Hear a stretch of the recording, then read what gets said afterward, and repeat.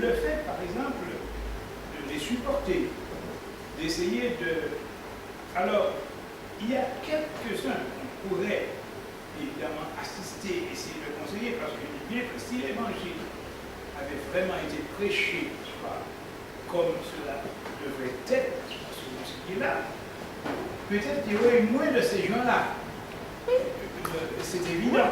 De quel genre? Mais, de toutes sortes de personnes, surtout, alors là, je viens passer surtout l'homosexualité. Parce que ce n'est pas vain que la Bible condamne. Parce que dans Sodome et Gomorrhe, où il y a des grands et petits étaient dans l'affaire, bon, qu'est-ce qui va se passer?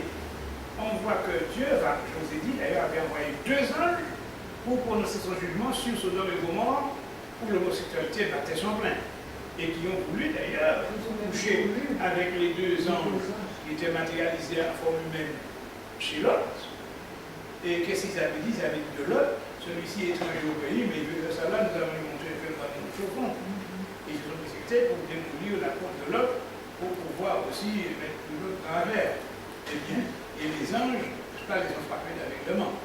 Maintenant, quand tu vas dans Lévitique 18, 22, il est dit, tu ne coucheras pas avec un homme comme on couche avec une femme, c'est une abomination. Lévitique 20, verset 13, il dit, si un homme couche avec un homme comme on couche avec une femme, ils ont commis tous deux une chose abominable, n'est-ce pas? Et ils seront retranchés.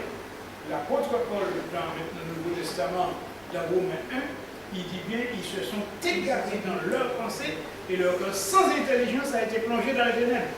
Se rendant de ça, ils sont devenus fous. 1 Corinthiens 6, verset 10, il dit dehors les efféminés, les homosexuels.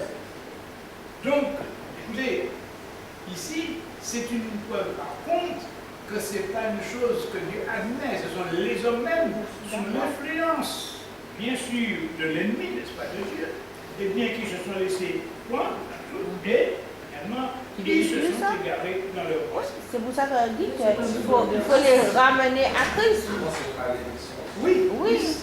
C'est pour ça qu'il faut pas d'emblée les repousser. Non. Il faut les ramener à Christ. Mais par contre, comme dans tout, que ce soit eux, que ce soit d'autres personnes, même des chrétiens même, il arrive un moment quand on veut essayer de les ramener